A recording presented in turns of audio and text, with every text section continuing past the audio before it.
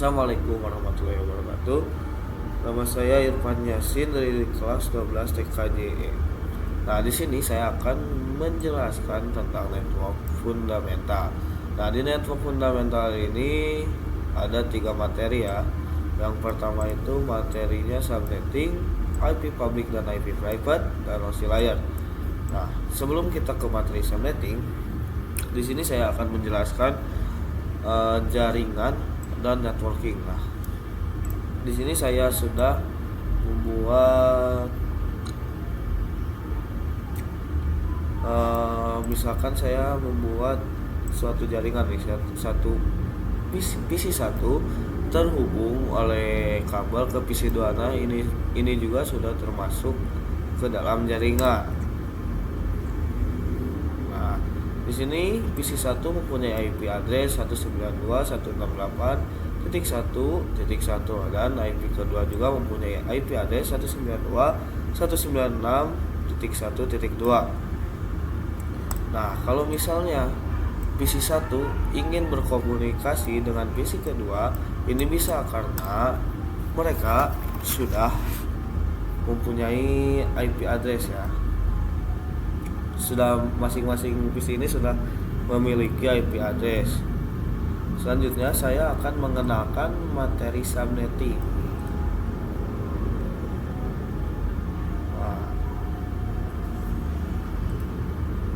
Nah, di materi subnetting ini apa sih subnetting? Subnetting itu menentukan jumlah IP yang bisa digunakan. Nah, di sini saya mempunyai IP 192.168.1/24. Nah, apa sih /24 ini? Udah /24 ini adalah prefix. Prefix itu adalah menentukan jumlah IP yang bisa digunakan. Nah, berapa sih IP yang bisa digunakan dari /24 ini? IP yang bisa digunakan dari /24 ini adalah 256. Kenapa 256? Nah, di part selanjutnya saya akan mengenalkan subnetting dan kenapa di /24 itu 256. Oke.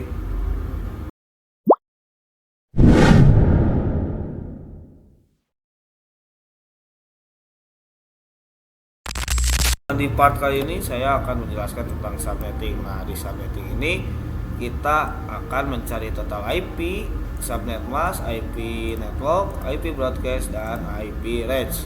Nah, kali ini saya akan mencari mensubnetting IP 192.168.1.1/25. Nah, langkah pertama dari subnetting adalah kita menghitung total IP-nya. Nah, rumus total IP itu adalah 32 dikurang prefix. Nah, di mana sih 32 ini? 32 ini berasal dari bit IP versi 4 ya. Bit keseluruhan IP versi 4 itu adalah 32 bit. Nah, dan kalau prefix itu berasal dari ini /25, berarti kita hitung 32 dikurang prefixnya itu 25 sama dengan 7. Nah, ini itu belum selesai karena ada rumus satu lagi. Nah, ini rumus satu laginya itu 2 pangkat 7. Nah, di mana sih 7 ini berasal? 7 ini berasal dari 32 dikurang 25. Nah, sama dengan 7 kita masukkan di sini. Nah, kalau 2 pangkat itu berasal dari rumus yang udah dipatenkan di sananya. Oke. Berarti 2 pangkat 7 itu sama dengan 128. Nah, lalu kita akan mencari subnet mask. Nah, subnet mask ini di beberapa platform itu namanya berbeda. Nah, kalau di MikroTik itu namanya prefix, dan kalau di Cisco dan Windows itu namanya tetap subnet mask. Nah, rumus subnet mask itu 256 kurang total IP. Nah, kenapa sih di sini 256? Nah, 25 iya dari mana sih 256 ini? 256 itu berasal dari angka IP versi 4 yang angkanya itu diawalan dari 0 sampai 255. Nah, kalau total IP itu ya ini 128, berarti di sini kita masukkan 256 dikurang total IP-nya 128 sama dengan berarti 128. Ini contohnya ya, contoh subnet plus ya. 255 255 titik 255 titik 128. Oke. Nah, untuk IP network itu ada cara mudahnya ya untuk mencari IP network itu, karena IP network itu pasti berawalan dari 0. Nah, 0 ini kita akan tambahkan dengan total IP. Nah, ini cara mudahnya itu berarti kita akan melipat kelipatan untuk ya untuk apa ya? Ini kita cara mudahnya itu dilipatkan 128 ditambah ini 128, berarti untuk mencari IP network itu 0 tambah 128. Nah, udah nih 128. Cara mulanya lagi itu 128 ditambah 128 lagi, hasilnya 256. Nah, dan untuk IP broadcastnya, untuk IP broadcast itu juga mudah, tinggal kita kurang 128 kita kurang 1 menjadi 127. Dan di sini 256 dikurang 1 itu totalnya 255. Nah, ini kita udah berhasil mencari IP network dan IP broadcast. Nah, cara mudah untuk menghitung IP network itu ya yang tadi juga, dari pasti awalan IP network itu 0 dan ditambahkan 128 gitu. Oke. Dan untuk mencari IP broadcastnya itu tinggal kurangin 1 dari 128. Oke. Dikurang 1 ya, untuk mencari IP broadcast itu IP networknya tinggal dikurang 1. Nah, untuk mencari IP range-nya itu yaitu IP range itu tinggal pertengahan dari 0, karena ini kan ada 2 blok. Blok pertama itu 0 sampai 127 dan blok kedua itu 128 sampai 255. Nah, berarti ini blok pertama dan ini blok subnet kedua. Oke. Nah, berarti untuk mencari IP range itu kita itu harus mencari pertengahan dari blok subnet pertama, yaitu 0 sampai 127.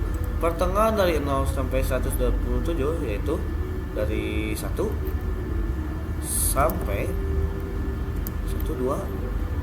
Nah, ini kita sudah done ya mencari IP range dari blok pertama itu. Nah, untuk mencari yang kedua itu sama kan, yaitu kita pertengahan dari blok subnet kedua. Pertengahannya itu berarti 128 sampai 255. Pertengahannya itu berarti 129 sampai 254. Nah, kita sudah menyelesaikan subnetting dari IP 192.168.1.1/25. Oke. Nah, di part selanjutnya saya akan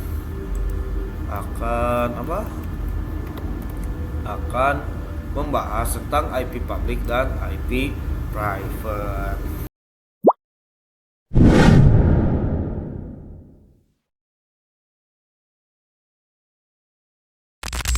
Membahas tentang IP public dan IP private.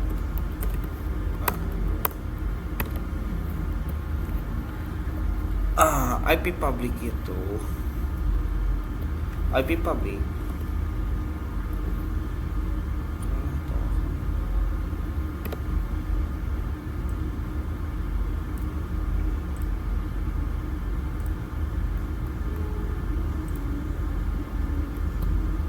Nah, oke, kali ini kita akan membahas tentang IP public dan IP private. Nah, IP public itu adalah IP yang bisa digunakan IP yang bisa digunakan di internet dan bisa diakses dimanapun. Jadi IP public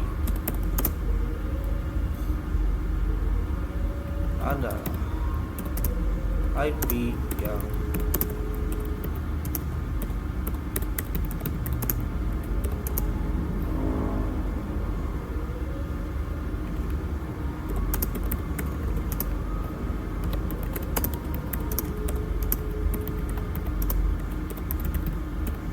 ini IP public. Contoh dari IP public itu adalah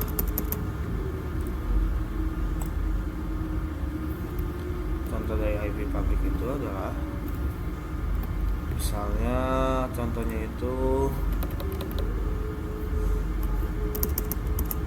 Google, terus YouTube,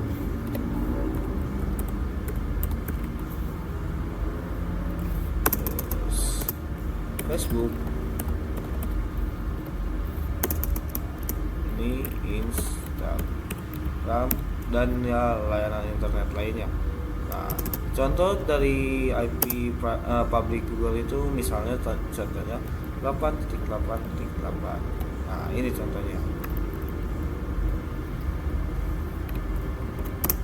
Nah, dan kalau IP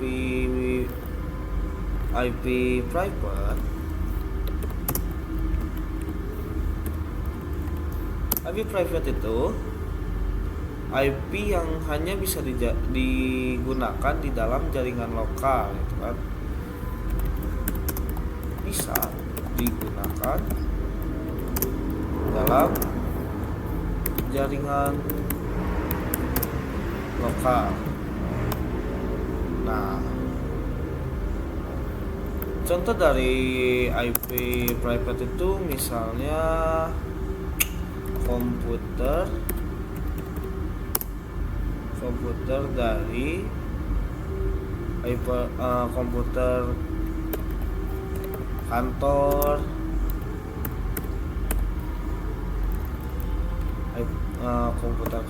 dan HP yang menggunakan paket data. Nah, itu adalah contoh IP private.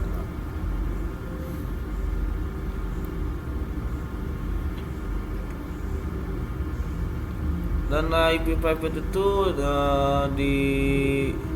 dibagikan menjadi 3 kelas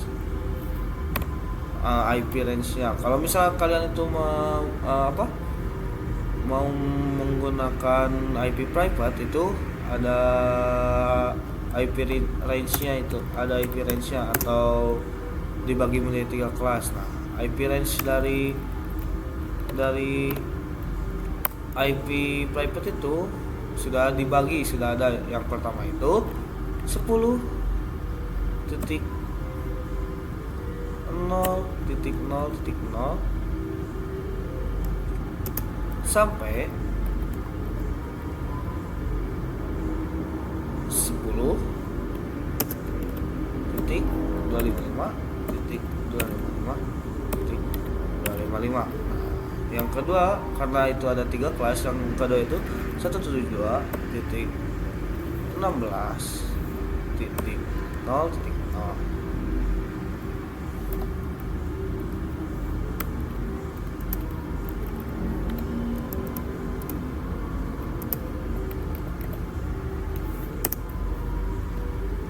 Nah, ini itu kelas yang kedua sampai 172.31.255.255. Nah, ini Yang ketiga itu ada 192.168.0.0 sampai 9 sampai 192 titik itu 68 titik 255 titik 255.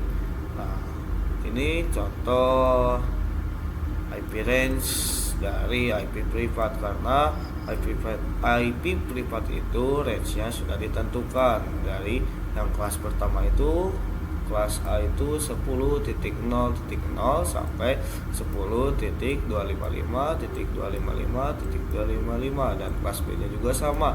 Nah, kalau kalian itu mau menggunakan IP privat itu, kalian itu jangan sampai lupa dengan ya, kalau kalian mau setup IP privat itu, kalian jangan sampai lupa dengan setup IP range dari ketiga kelas ini. Oke, segitu saja penjelasan tentang IP public dan IP privat. Nah, di part selanjutnya saya akan menjelaskan tentang oscillator. Oke,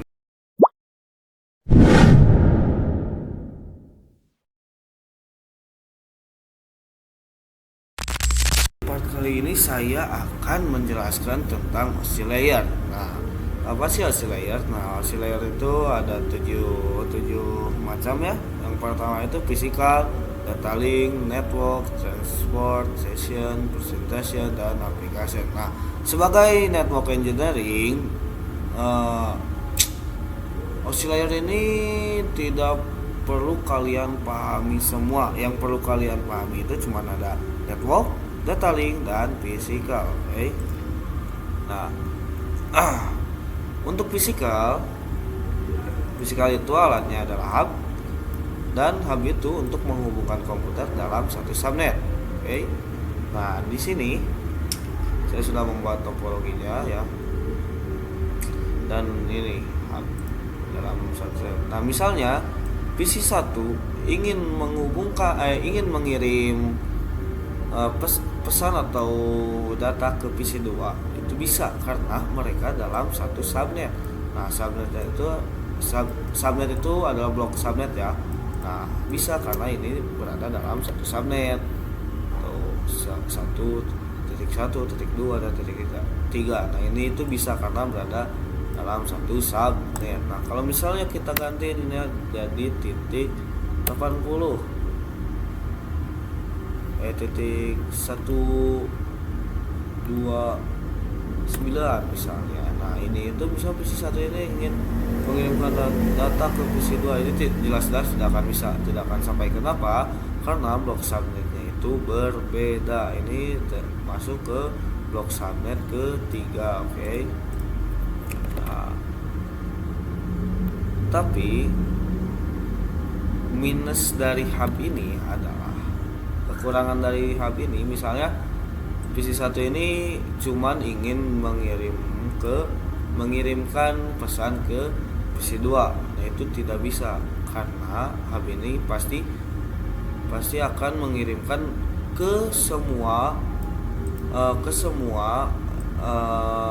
subnet yang terhubung ke hub itu. Pasti PC3 juga bakalan dapat pesannya, dan PC4 yang satu subnet itu pasti terkirim gitu. Nah, lanjut kita akan ke data link. Nah, apa sih alat data link? Alat data link itu adalah switch, dan switch itu adalah menghubungkan komputer dalam satu subnet. Nah, ini hampir sama dengan hub atau physical. Nah, misalnya PC1 itu IP-nya 172.16.10.1 ya, sama IP-nya dengan hub. Nah, itu PC1 itu ingin mengirimkan pesan ke PC kedua. Nah, itu bisa, tetapi PC ketiganya tidak akan terkirim. Nah, itu kelebihan switch itu cuman Cuman kalau misalnya PC1 ingin mengirim ke PC3, nah PC2 yang tidak terkirim. Tapi kalau PC1 ingin mengirim pesan ke PC kedua, PC3-nya tidak terkirim. Nah gitu.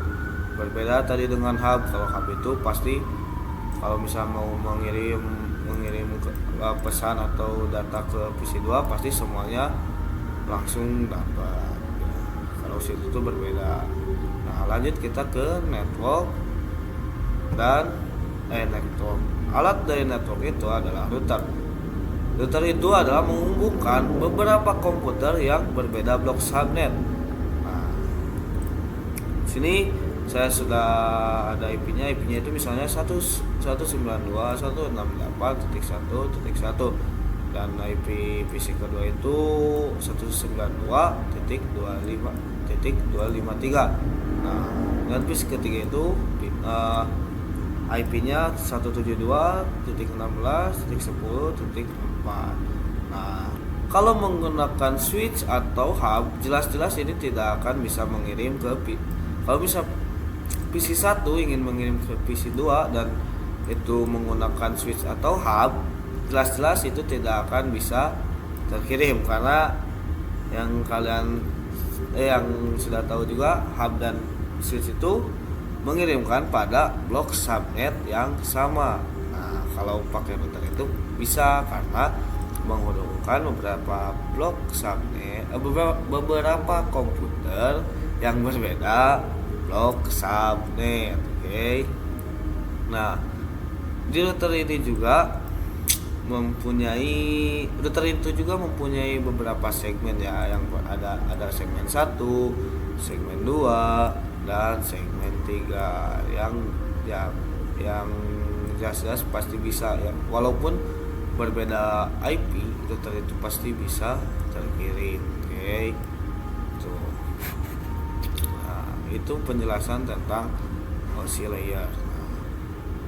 Mohon maaf jika penjelasan saya itu kurang jelas dan sekian, terima kasih.